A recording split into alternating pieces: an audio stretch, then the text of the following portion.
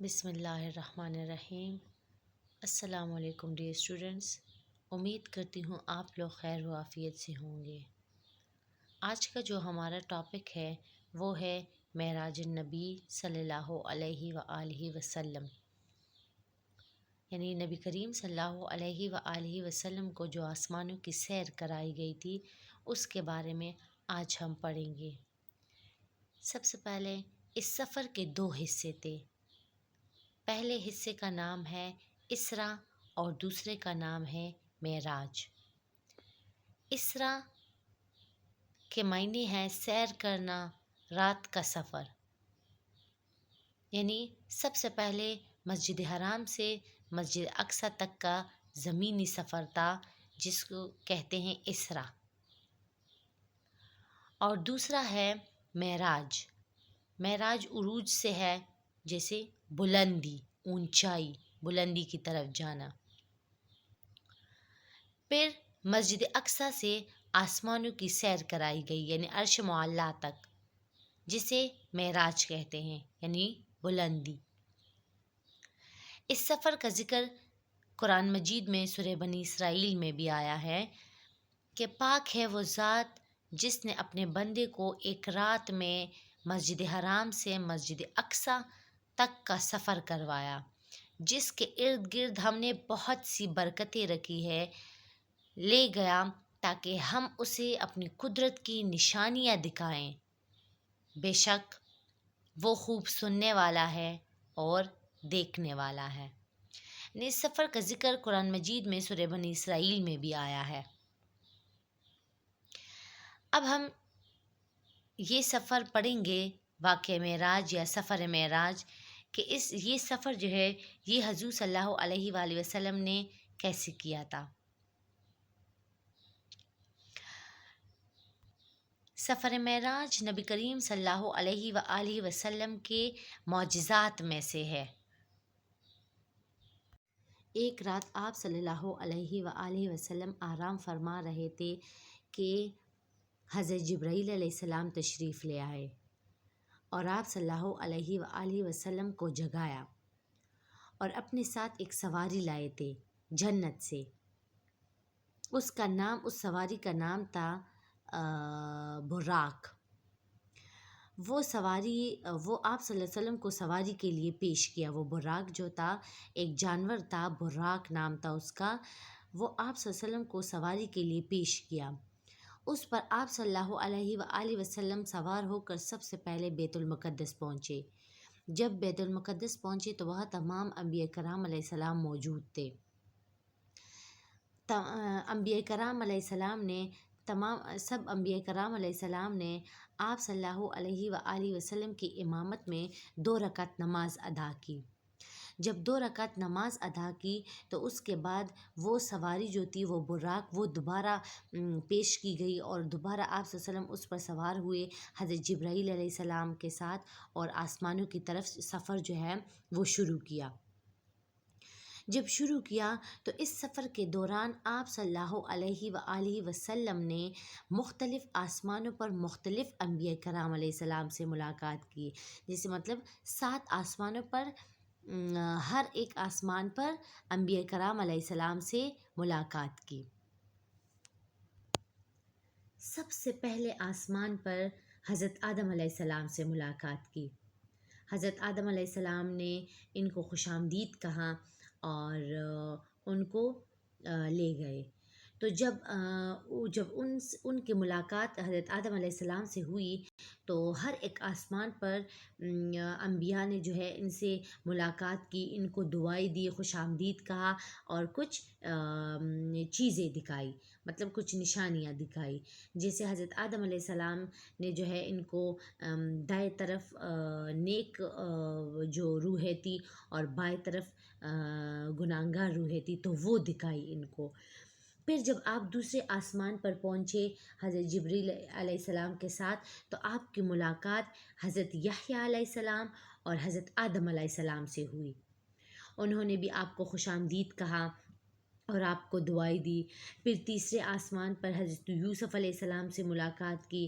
انہوں نے آپ علیہ السلام کو جو حضرت یوسف علیہ السلام کی جو خوبصورتی ان کو عطا کی تھی، تو حضور صلی اللہ علیہ وسلم نے ان کو کہا تھا کہ آپ کو بہت خوبصورتی عطا کی گئی تھی، اللہ تعالیٰ نے آپ کو بہت خوبصورتی عطا فرمائی تھی۔ تو اس پر وہ بہت خوش ہوئے اور ان کو دعائیں دی۔ پھر چوتھے آسمان پر جو ہے حضرت ادریس علیہ السلام سے ملاقات کی۔ انہوں نے بھی نبی کریم صلی اللہ علیہ وسلم کو خوش آمدید کہا اور خوش ہوئے، اور ان کو بہت دعائیں بھی دی۔ پھر پانچویں آسمان پر حضرت ہارون علیہ السلام سے ملاقات ہوئی۔ حضرت ہارون علیہ السلام نے بھی محبت سے ان کا استقبال کیا۔ پھر اسی طرح چھٹے آسمان پر جب پہنچے تو حضرت موسیٰ علیہ السلام سے ملاقات ہوئی۔ انہوں نے بھی حضور صلی اللہ علیہ وسلم کو خوش آمدید کہا۔ پھر اسی طرح جب ساتویں آسمان پر پہنچے تو ساتویں آسمان پر حضرت ابراہیم علیہ السلام سے ملاقات ہوئی۔ حضرت ابراہیم علیہ السلام سے ملاقات ہوئی، انہوں نے بھی ان کو خوش آمدید کہا۔ پھر جب ان سے ملاقات ہو گئی تو پھر اس کے بعد جو ہے آپ صلی اللہ علیہ وآلہ وسلم کے لیے بیت معمور کو ظاہر کیا۔ بیت معمور جو ہے یہ فرشتوں کا خانہ کعبہ ہے، جو بالکل عین خانہ کعبہ کے اوپر ہے۔ خانہ کعبہ نہیں ہے، بالکل عین اس کے اوپر ساتویں آسمان پر فرشتوں کا خانہ کعبہ ہے، جس کو بیت معمور کہتے ہیں، جہاں پر ہر روز 70,000 فرشتے طواف کرتے ہیں، اور جو فرشتہ ایک بار طواف کر لیتا ہے تو پھر قیامت تک اس فرشتے کی باری نہیں آتی۔ اس سے آپ لوگ فرشتوں کی تعداد کا اندازہ لگا سکتے ہیں۔ اس کے بعد نبی کریم صلی اللہ علیہ وآلہ وسلم نے سدرۃ المنتہا کی طرف سفر شروع کیا۔ سدرۃ المنتہا ساتویں آسمان پر بیری کا ایک درخت ہے۔ یہ وہ مقام ہے کہ جس سے آگے فرشتے جو ہے وہ آگے نہیں جا سکتے۔ تو یہاں تک حضرت جبرائیل علیہ السلام نبی اکرم صلی اللہ علیہ وآلہ وسلم کے ساتھ موجود تھے، اس سے آگے وہ نہیں جا سکتے تھے۔ یہاں سے پھر عرش معلیٰ تک کا سفر جو ہے وہ نبی کریم صلی اللہ علیہ وآلہ وسلم نے اکیلے طے کیا، اور عرش معلیٰ پر آپ صلی اللہ علیہ وسلم کو اللہ تعالیٰ سے ملاقات کا شرف حاصل ہوا۔ عرش معلیٰ اللہ تعالیٰ کا عرش ہے، جو ایک عظیم اور بلند مقام ہے، جو ساتویں آسمان کے اوپر ہے۔ تو یعنی سدرۃ المنتہا تک کا سفر تو حضرت جبرائیل علیہ السلام ان کے ساتھ موجود تھے۔ اب اس سے آگے عرش معلیٰ جو ہے یہ سفر حضور صلی اللہ علیہ وسلم نے اکیلے طے کیا، اور یہ اللہ تعالیٰ کا عرش ہے جو کہ عظیم اور بلند مقام ہے، اور یہ ساتویں آسمان سے کے اوپر ہے۔ اس کو حاملین عرش فرشتوں نے اٹھایا ہوا ہے، اس کو کچھ فرشتوں نے اٹھایا ہوا ہے، ان فرشتوں کو کہتے ہیں حاملین عرش، یعنی اللہ تعالیٰ کے عرش کو سنبھالنے والے فرشتے۔ تو یہ عرش جو ہے یہ جنت کے اوپر واقع ہے، اور اس سے جو ہے جنت کی نہریں جو ہے وہ جاری ہیں۔ یہاں پر جو ہے پھر حضور صلی اللہ علیہ وسلم کو اللہ تعالیٰ سے ملاقات کا شرف حاصل ہوا۔ تو اسی موقع پر اللہ تعالیٰ نے حضور صلی اللہ علیہ وسلم کو 5 نمازوں کا تحفہ دیا۔ اچھا، کہتے ہیں کہ یہ 50 نمازیں تھی، 50 نمازیں۔ تو جب یہاں پر آپ کو تحفہ ملا اور آپ پھر واپسی کے راستے میں ہوئے، تو آپ کو چھٹے آسمان پر جب آپ کی ملاقات حضرت موسیٰ علیہ السلام سے ہوئی تھی، تو حضرت موسیٰ علیہ السلام نے آپ کو نمازوں کے مطلب بارے میں مشورہ دیا تھا کہ آپ کی امت جو ہے وہ اتنی نمازیں ادا کرنے کی طاقت نہیں رکھتی۔ تو پھر جو حضور صلی اللہ علیہ وآلہ وسلم ہے وہ اللہ کی بارگاہ میں گئے، اور وہ نمازیں مطلب ان کی بارگاہ میں سفارش کی کہ میری امت جو ہے، یا وہ کہا کہ میری امت جو ہے وہ اتنی نمازیں ادا کرنے کی طاقت نہیں رکھتی۔ تو اللہ تعالیٰ نے پھر وہ نمازوں کی تعداد کم کر دی، پھر آخر میں 5 رہ گئی، اور پھر جب آپ واپسی کے راستے میں پھر آپ کو جنت اور جہنم جو ہے وہ دکھائے گئے۔ اگلی صبح جب نبی اکرم صلی اللہ علیہ وآلہ وسلم نے اس سفر کا ذکر لوگوں سے کیا تو انہوں نے آپ صلی اللہ علیہ وسلم کی بات کا یقین نہیں کیا۔